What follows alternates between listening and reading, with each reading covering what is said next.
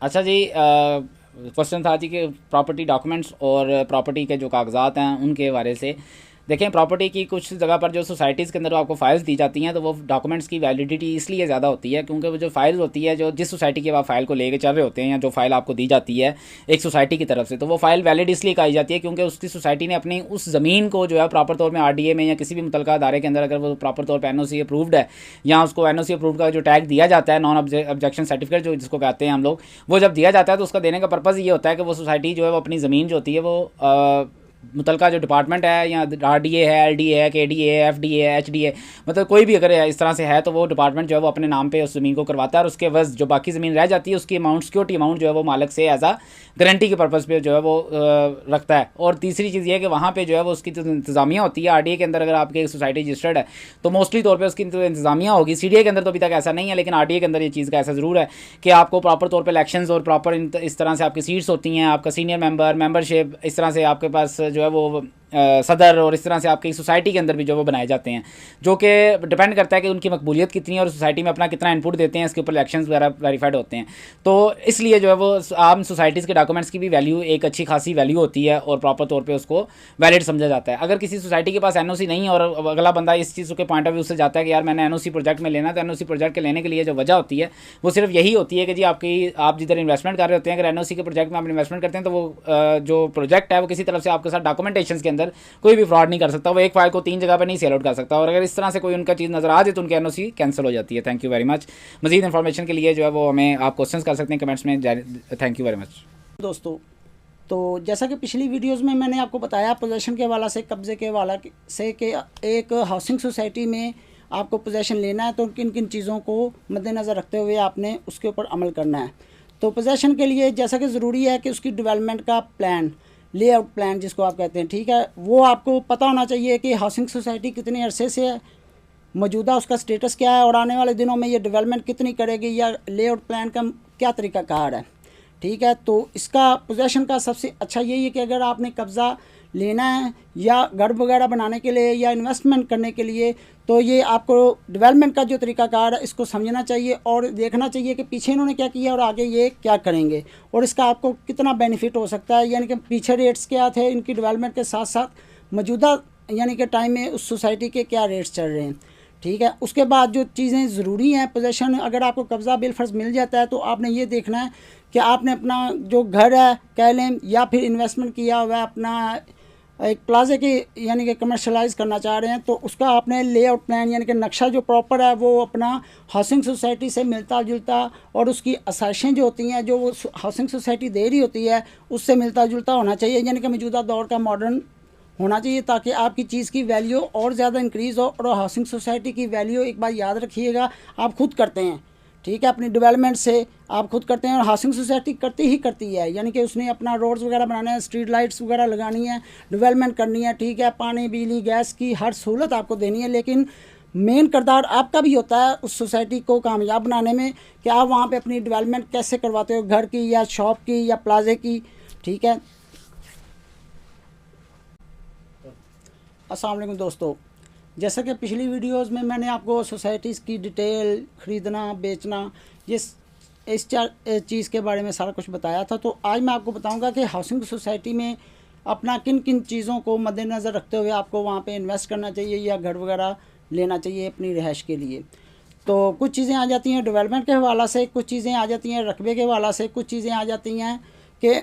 In future उस society का अपना क्या स्कोप होगा क्या नहीं होगा। तो इसमें सबसे पहले मैं आपको बताता चलूँ, डॉक्यूमेंटेशन जो होती हैं हाउसिंग सोसाइटी की वो आपको क्लियर करनी चाहिए, यानी कि रकबा किसके नाम के ऊपर है, ठीक है, दूसरा इसके NOC के लिए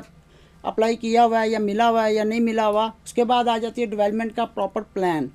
उसके बाद जो चीज़ें आ जाती हैं वो आ जाती हैं कि डेवलपमेंट के बाद आपने देखना है कि यार आया कि आने वाले वक्त में या आने वाले दौर में इस सोसाइटी का क्या स्कोप होगा, इर्द गिर्द क्या माहौल है, वहाँ पे अपना कन्वेंस का या कह लो या फैक्ट्रीज़ एरिया है या फिर अपना कमर्शलाइज है, क्या है, शहर के कितना आसपास है। तो इसमें ये चीज़ें आपने पॉइंट और नोट करना है। ठीक है, तो इसमें जो अब दूसरा जो मेरा पॉइंट है, मेन पॉइंट है, जो बंदा वहाँ पे परचेज़र होता है, यानी कि सोसाइटी के अंदर इन्वेस्टमेंट करता है या फिर घर बनाने के लिए प्लॉट वगैरह लेता है, तो उसके लिए क्या क्या चीज़ें ज़रूरी होती हैं। तो उसके लिए ज़रूरी है कि वो सबसे पहले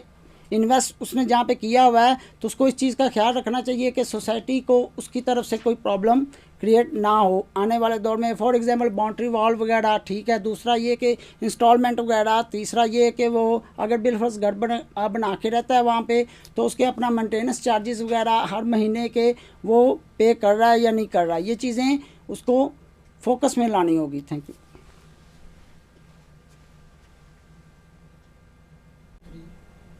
अच्छा जी, क्वेश्चन आया है कि सोसाइटी के कागजात की या डॉक्यूमेंट्स की, प्रॉपर्टी के डॉक्यूमेंट्स की कितनी वैल्यू होती है, इसको कैसे हम जज करें।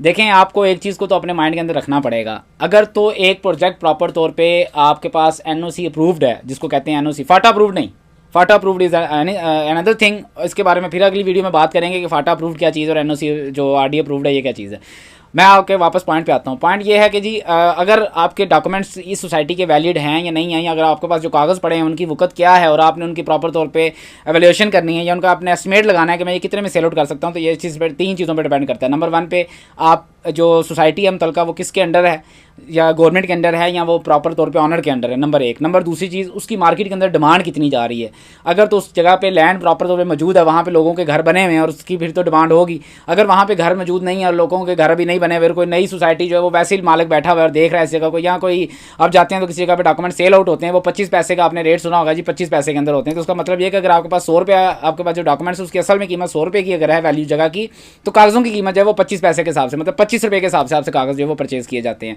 तो इस तरह से डिपेंडेड होता है। कई सोसाइटीज़ में अगर एनओसी प्रूफ नहीं है लेकिन उनकी आपने देखा होगा डिमांड जो है वो बड़ी पीक पे जारी होगी, जैसे कि न्यू मेट्रो सिटी गुजर खान को देख लें आप, ठीक है, न्यू मेट्रो सिटी खारियां को देख लें, तो ये वो प्रोजेक्ट्स थे जिनको अभी प्रूफ नहीं थे लेकिन इनकी डिमांड ज़्यादा थी। तो ये डिमांड ज़्यादा कैसे हो जाती है डॉक्यूमेंट्स की, क्योंकि जो सोसाइटी होती है वही बाइंग कर रही होती है, बाय बैक कर रही होती है। तो इस चीज़ पर डिपेंड करता है। अगर आपने एक सोसाइटी के डॉक्यूमेंट्स जो है वो 7-8 साल बाद आपको मिले हैं तो आपने रखे हुए और आप कहीं उसकी वैल्यू है, तो उसकी कोई वैल्यू नहीं है। वो डॉक्यूमेंट्स आपके लिए सिर्फ एक कागज़ हैं। सोसाइटीज़ के अंदर डॉक्यूमेंट्स की जो वैल्यूएशन है वो 4 साल के पीरियड के अंदर ही होती है। 4 साल के बाद सोसाइटी यहाँ तो डॉक्यूमेंट्स चेंज कर देती है, यहाँ तो आपका प्लाट चेंज कर देती है। Thank you very much. अस्सलाम वालेकुम। आज बात कर रहे हैं जी एक बड़ी मज़ेदार और बड़ी खौफनाक किस्म की स्टोरी के बारे में जो कि रियल स्टेट से मुंसलिक है। अगर आप कोई प्रॉपर्टी ख़रीदना चाह रहे हैं या कोई बाय करना चाह रहे हैं तो आप ये स्टोरी सुनते हुए जाइए, हो सकता है कि आपके किसी काम आ जाए और आप इस चीज़ से थोड़ा सा सीरियस में इसको ले लीजिएगा। एक दफ़ा एक डीलर था, आपके पास एक जापान में इसी तरह से एक जगह आती है, डीलर है वो प्रॉपर तौर पर इस जगह को डील करता है और ये कहानी बिल्कुल हकीकत पर मबनी है, कोई किसी किस्म का झूठ या किसी मनगढ़ बनाई गई हुई कहानियों में से नहीं है। ये जापान की एक बिल्डिंग है होंगचिंग के नाम से, जिसके अंदर जिसको कहा जाता है कि खुदकुशियों का जो है ना ये एक प्रॉपर घर है या एक प्रॉपर जो है ना वो बिल्डिंग है। इस बिल्डिंग के अंदर अभी तक जो भी लोग आए हैं, 2012 में एक लड़का आया उसने खुदकुशी कर ली, उससे पहले 2021 में फिर एक बंदा आया उसने खुदकुशी कर ली, 2014 में आया उसने खुदकुशी कर ली। इसको कहा जाता है खुदकुशियों का घर है ये। यहाँ पे क्या होता है कि जो भी कोई बंदा जब शिफ्ट होता है तो वहाँ पे प्रॉपर तौर के ऊपर क्या चीज़ है कि वहाँ पे कुछ लोग जो है वो आते हैं, मतलब उसको ये महसूस होता है कि कुछ लोग उसके पास आते हैं और आके उसको मजबूर करते हैं कि अपने आप को मार डालो नहीं तो हम तुम्हें मार डालेंगे। और जब इसी तरह से 2012 में एक बंदे की प्रॉपर तौर पर खुदकुशी की जब देखा गया तो काफ़ी कुछ अंदर से आवाज़ें आ रही थी उस बिल्डिंग से, और जब बिल्डिंग में जाके देखा तो बंदा जो है वो खौफ से जो है उसकी आंखें बाहर थी और वो बंदा जो है वो वहाँ पे लेटा हुआ पड़ा हुआ था। तो ये जो एक स्टोरी है ये प्रॉपर तौर पे जापान के एक जो है बिल्डिंग है चिंगचंग के नाम से, उस बिल्डिंग की एक स्टोरी है। इसी तरह से हमारे पास पाकिस्तान के अंदर भी बेशुमार ऐसी जगह आ जाती हैं जो कि कब्रिस्तान के ऊपर जो है वो बनाई गई हुई हैं और वहाँ पे भी किसी न किसी का रूहों का जो वो साया होता है। आप मुझे कमेंट्स में बताएं कि आप इस तरह की चीज़ों को मानते हैं या नहीं मानते हैं, ताकि हम इसको आगे आप मज़ीद इस तरह की स्टोरीज़ आपके लिए लेके आते रहें। Thank you.